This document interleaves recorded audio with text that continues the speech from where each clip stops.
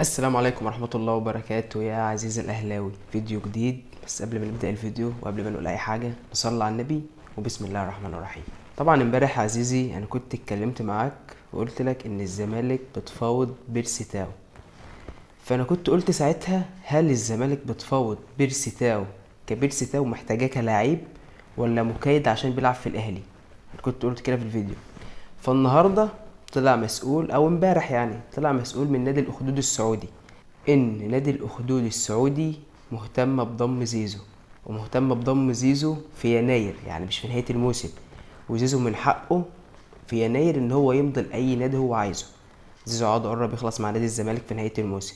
فهل نادي الزمالك حسم فعلا قرار رحيل زيزو ولا ده كان كلام؟ احنا مش عارفين. الفترة الأخيرة ديت هي اللي هتبين كل حاجة. وكمان مش نادي الأخدود بس، ده كمان نادي النيوم مهتم برضه، اللي كان مهتم بزيزو قبل كده بس زيزو كمل الموسم دوت. فكمان نادي النيوم مهتم فعلا كمان بزيزو، ونفس المبلغ اللي فات اللي هو 5 مليون دولار. فهل الزمالك عايزة تجيب تاو عشان ترضي الجمهور وتسيب زيزو يمشي؟ طبعا 5 مليون أو 6 مليون دولار في زيزو مبلغ هيحل مشاكل كتير لنادي الزمالك.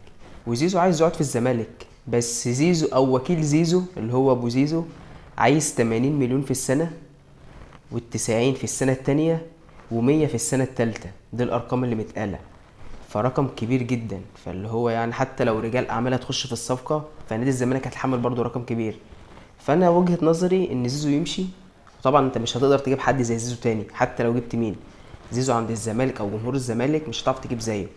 فانا وجهة نظري لو زيزو هيمشي مش هتعرف تعوضه، بس في نفس الوقت هيجيب لك رقم انك تحل بيه مشاكل كتير. الفيفا بقى والوقف الدولي ونجيب لعيبه وكل الحاجات دي. فالفترة الجاية هي اللي هتبين الدنيا هيبقى فيها ايه.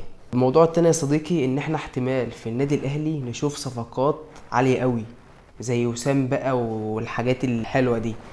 والسبب ان مارسيل كولر قال للإدارة ان الشركة او الشخص اللي جاب وسام انا عايز هو اللي يقترح لي الصفقات اللي انا عايزها، يعني المراكز اللي انا عايزها.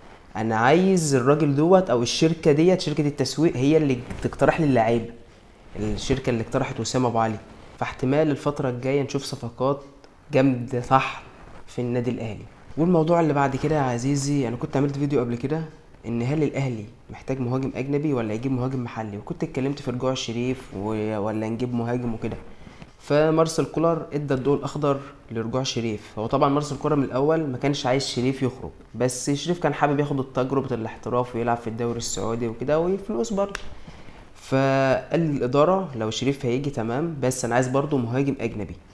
ففعلا لو شريف رجع هيبقى اضافه قويه للنادي الاهلي مع وسام وكهربا، ونجيب مهاجم اجنبي عليهم هيبقى خط هجوم الاهلي جامد جدا. بس كده عزيزي، ودي كانت نهايه الفيديو السريع. لو انت بتشوفنا على اليوتيوب او على التيك توك اعمل لي اشتراك وفولو واعمل لي لايك ودعمني باي حاجه يا عزيزي. سلام.